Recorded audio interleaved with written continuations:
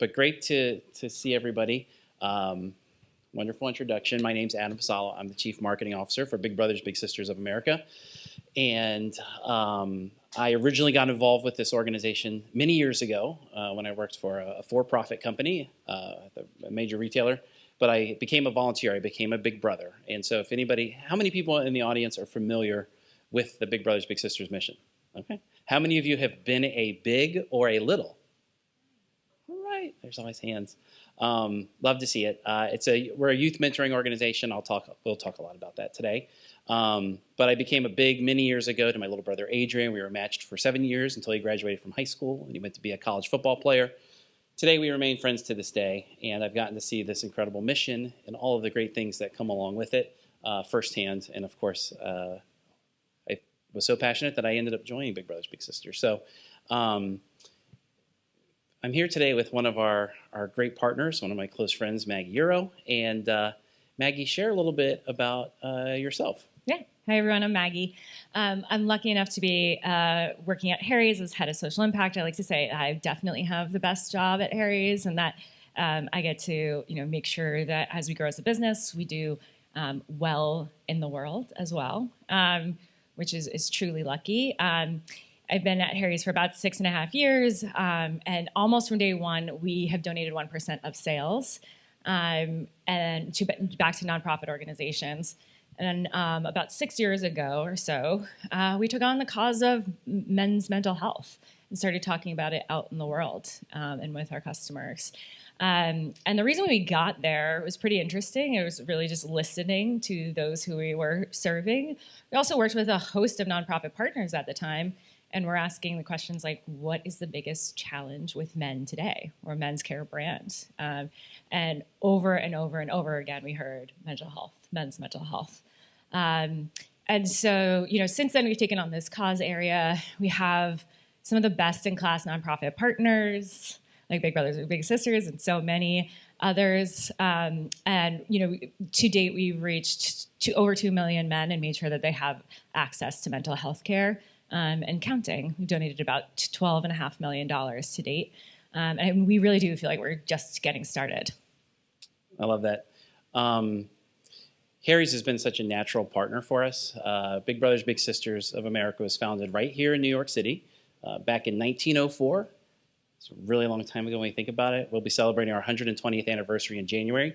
The mission, many people don't know, the mission was founded by a clerk of court named Ernest Coulter right here in New York City. And he was a clerk of the children's court. And he saw kids coming through every day. And he thought there's got to be a better way. And so all those years ago, Big Brothers Big Sisters was founded as an innovative alternative to the juvenile justice system. And from that founding, the mission has spread across the country. We now have 230 local Big Brothers Big Sisters across the country. We operate in all 50 states and collectively reach over 5,000 communities. But in that reach, we've also been focused in that growth on being an evidence-based organization. And so since our founding, we know that we've helped young people through the strength of, we're all the product of mentors. We know that. But through the power of mentorship, we see, great outcomes in classroom success for young people. We see them making better decisions and avoiding things like drugs and alcohol. But at the core of our mission has always been that the role of a caring adult mentor has an incredible impact on the wellness, the mental wellness of a young person in particular. I myself, even as a big brother, I remember I was just sharing backstage that from Adrian, I used to just, I would watch him navigate the world, and it helped me with my own confidence as an adult.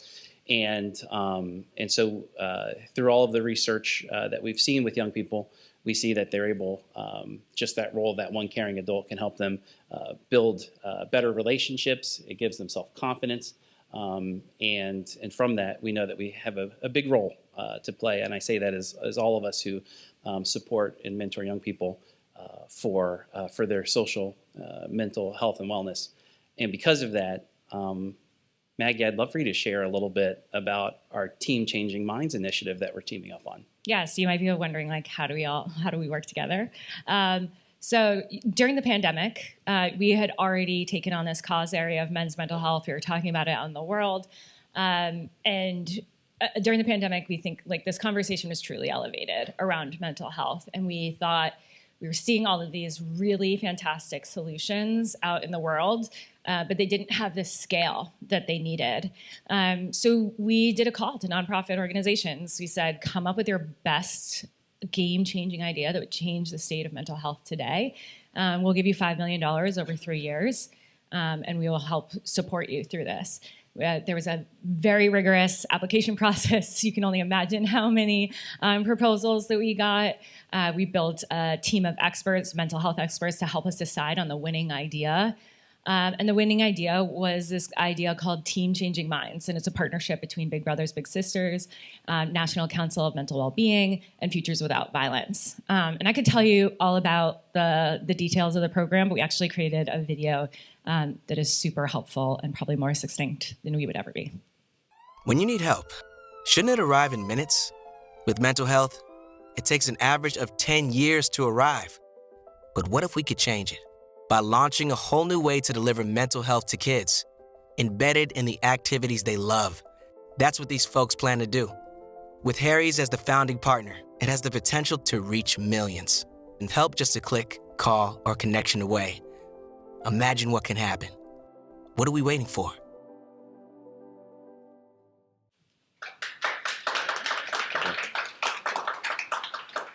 Adam, you want to tell us a little bit more about the program itself and some of the early outcomes we're seeing? Yeah, absolutely. At Big Brothers Big Sisters, our like national branding and campaign is called "It Takes Little to Be Big," and we know that because to become a mentor, we're always recruiting and looking for men to sign up to help get kids off our waiting list, which is currently about 30,000 kids across the country. We've had some really great success working that list down. But we know that at the core of our mission, and that the most important thing to get a man to volunteer to become a mentor is to remind them that it doesn't take a lot of time, because that's a huge barrier. And the second big barrier is this feeling of it takes a lot to be a mentor, that you have to have superpowers, or you have to go above and beyond, or have a degree in mentorship. And none of those things are true. The best mentors are those that are present and persistent. And what this relationship, as you can see from the video, is built on is finding ways for us to train the men that are already in the lives of young people, the coaches, the school teachers, those role models, and maybe those that haven't decided to become a mentor yet, but training them to find ways through avenues like sports and gaming, where young people are already connecting, getting to their level. And we have this firm belief that big problems can't be solved alone. And so when we sought out this endeavor, when we had such a significant $5 million commitment from a major brand like Harry's, that this was one that called for making sure we had all of the experts around the table. Yes, a youth mentoring organization that focuses on positive young people, positive caring adults that empower the mental well-being of young people. But for us, it was also teaming up with the National Coalition and Futures Without Violence, and leaning in on all the things that all three organizations do really well together. We're really excited by the outcome so far.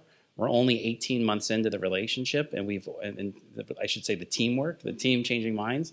And we've so far trained over 80,000 responders. Those are the caring adults that are out there empowered to deliver these critical interventions and healing techniques for young people. And collectively, we've reached roughly 400,000 young people across the country. And we have a lot more work to do, but we're really excited and inspired by these initial results, all made possible by having a partner and an investor like Harry's. Yeah. Really all made possible because of you all. But, I think that was a real interest in ours, is meeting men where they're at. So, if 80% of young men and boys are playing video games, like we should make sure that folks who are trained in mental health are also playing with them. If 90% are playing sports, like we need to train coaches and the rest. So this was a really good idea, and we're just beginning to see this scale, and we expect in the next year or so to those numbers to skyrocket. So thanks to you and your team. Awesome. So tell me a little bit. We just shared some numbers on how the results are going, but tell me, like, how is your audience engaging with your commitment to this specific social impact cause?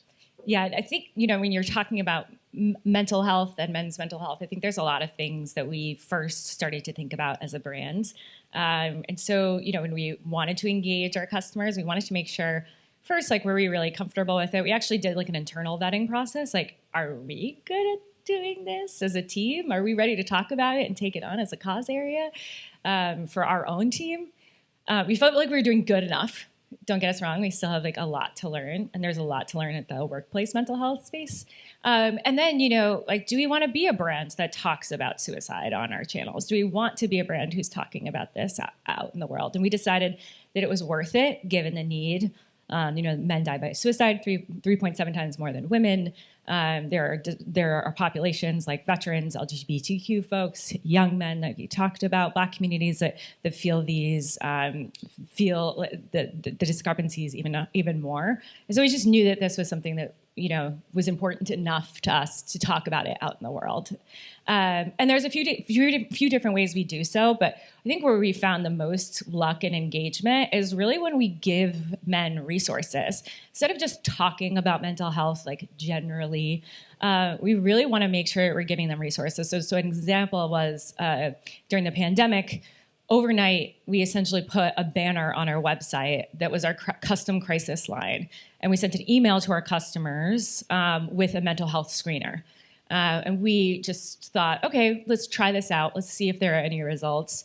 And we found some pretty remarkable results that our crisis text line alone went up 600%. And the men that were taking the screener, we had 3,000 men take a mental health screener overnight. If you talk to the organizations that run these mental health screeners, they would tell you that is an unprecedented number, particularly for men. They find that women are more likely to take mental health screeners or take mental health screeners actually for their partner or for the man in their lives. So we have learned over and over again that actually giving resources directly to customers is a way we can talk about our cause area. It's also a way we can talk about our partnerships. So leveraging our nonprofit partners when we're talking about this. Again, not just generally talking about a cause area or not showing our interest in making an impact in what we're doing is something that we have learned along the way. But okay, so you have some brand folks in the audience, Adam, and I wanted to ask you, if you have been through so many nonprofit corporate partnerships out in the world, including ours, but here's a time to tell us what actually makes a successful partnership in your eyes, and you can also tell us maybe what doesn't make a successful partnership for those who are interested. I kind of feel like we're sharing the moderator responsibilities. Right? That was a great question. So at Big Brothers Big Sisters, and this goes for a lot of nonprofit partners, but for us, our goal is to not be transactional. We want to do something that is rooted in our shared core authentic values with our partners. Harry's is the perfect example. As Maggie shared, they were actively engaged with their customers and finding out what their priorities were, what their concerns were, which is what uncovered the insight that you wanted to support your male customers. For us, we were in the middle of the global pandemic, and we knew that our mission was providing critical mental health supports to young people for decades. But what we saw was exacerbated during the pandemic was that schools were closed, after-school programs were closed. But our mission is rooted in relationships, and our bigs and littles across the country found new ways to connect, to sit 6 feet apart, to sit on the front porch while the bigs sat in the yard. And it was through that realization that we said we have to double down, that young people need our mission, and they need, most importantly, caring, positive adults more than ever. And so in that shared value that we discovered with Harry's, and then, of course, with our collaborative partners on Team Changing Minds, that was something we were able to lean into. And so I was just sharing with Maggie, we were talking about this space in general. And I said, whenever I go to a potential meeting with a potential partner or a potential brand, I don't go in with any ideas. I go in to just hear what their priorities are, what they're trying to achieve. In terms of Harry's, they wanted to find a better way to support their customers. But other partners might want to just find a way to get more people into their restaurant or to get more people shopping during the holiday season. And for us, we know that we can be a solution both for the young people, and to do that, we can also support our partners who become investors and become critical to pushing our mission out we can also help them achieve their goals at the same time, that they don't have to be mutually exclusive. We can do them together. But while we have this audience here, Maggie, what are some of the watch outs that you would share with the audience when it comes to working in the space that you're in and also working with social impact organizations? I think there's a lot that we have learned throughout our years of taking on the cause area of men's mental health, and we've only learned it because of our nonprofit partners. One of the things I think we've learned is that awareness can only count for so far. If we talk out in the world as a brand about mental health, but we aren't supporting programmatically those who are going to answer the call, like quite literally answer the call, then we are doing a disservice. So, for example, there are certain times in years, at certain times of the year, that we cannot talk about crisis line in particular. With the Trevor Project, this has happened before. We can't push out their resources because they are overwhelmed. So it would be irresponsible for us as a company to be doing so. And I cannot imagine if we were only pushing out those resources and then we weren't supporting them financially on a programmatic level and making our donations. So I think that's something that I have learned over and over again, is that, and on this issue, is that, folks do know that there is a challenge in getting mental health care and access to care. What they don't know is what resources and when and how to actually do it. And so I think like the awareness campaigns are really great. They can be really helpful. But if there's no and what, and you aren't supporting organizations on the ground, then you're really doing the opposite of what you intended to do. That's awesome. Yeah, I probably have a lot of other watch outs, but okay. Yeah, go ahead. Yeah. On that note, yes. Let's hear from the audience. That was very moderatory of me, so putting on my moderator hat. Yes, first question. Yeah. I'd say we actually, back to that kind of shared authentic value, was we first wanted to get the program started. And so a big part of what we've done so far is getting the 80,000 responders trained so we can start seeing the connections that are being made and then get those youth reached, those 400,000 youth reached so far. And that we started on the impact side, and now we're transitioning into this storytelling side. And so that's a place where we're teaming up. We're teaming up with our partners within Team Changing Minds to start capturing the content around these stories. We've been capturing the content around stories, but now it's about doing the storytelling around it so that we can talk about not just the impact we're having, but how working collaboratively we've been able to really expand that impact. So in the months ahead, you'll see a lot of that outreach across our channels. And again, at the same time, still trying to reach our target audience. And so we'll utilize, of course, social channels and digital distribution. So we're really excited to start sharing some of these results, but showing the real life impact that comes down to these caring adult and the young men that they're supporting. Yeah, I think too, like impact first and impact focus. Like I would even argue, like these organizations are coming together who could have been competing for money, right? They could have just put in their own proposals, but they saw an opportunity to come together and match all of their internal resources to make a bigger, better program, which is just so cool. So I think keeping laser focused on the actual impacts that you can make, and that for us too, like make the impact, tell the story later.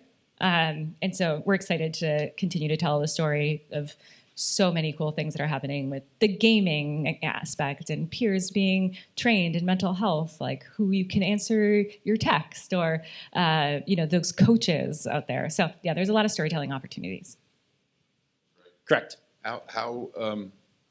So if they're out there, do they come to you or do you find them, or is it a mix? How does that dynamic work? Yeah.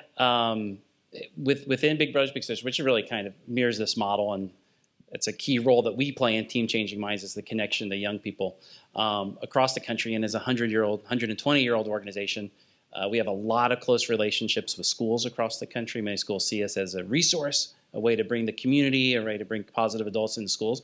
So it's through the school relationships is a big one.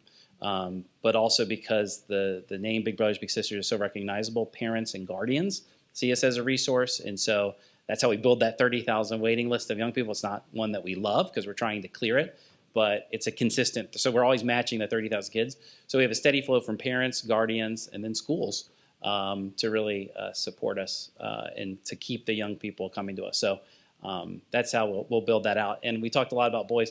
Big Brothers Big Sisters, 55% of the young people we serve identify as female. But the male component is where we both need the volunteers to match what is predominantly young boys, unfortunately, on that waiting list of 38,000 kids. So for the boys, let's just call it boys now. For the boys that come to you, are they, is it all mental health or is it mentorship as well? Mentorship, yeah. So we have about 20% of the young people, and I, just sharing the numbers in this room, about 20% of the young people in our program have a parent or guardian who's currently incarcerated or in the justice parole system.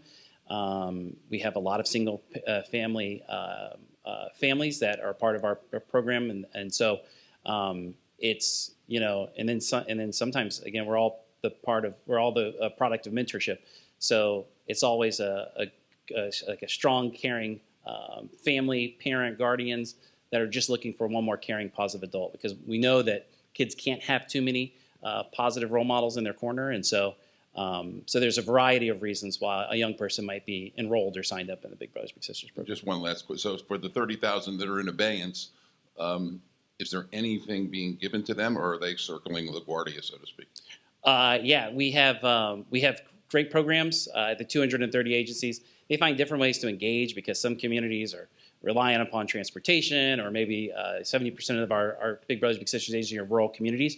So they all have a variety of different activities. We also have corporate partners that team up with us just to support our waitlist use. And so they'll find like Big for a Day experiences or workplace experiences where we can take the group of young people waiting to be matched and give them at least some kind of mentoring experience with some of our corporate partners. It's been a big part of it.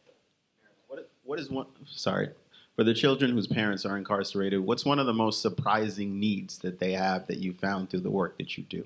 It's a great question. For the young people of incarcerated parent, guardian, family member, it goes back to it takes a little bit big. They just need to know that there's one more adult who is with them, who has their back. I'd say one of the things that's most important to us, because there's long been kind of a preconceived notion that if you yourself has been incarcerated, if you're a returning citizen, that you can't volunteer with Big Brothers Big Sisters. And that's not true.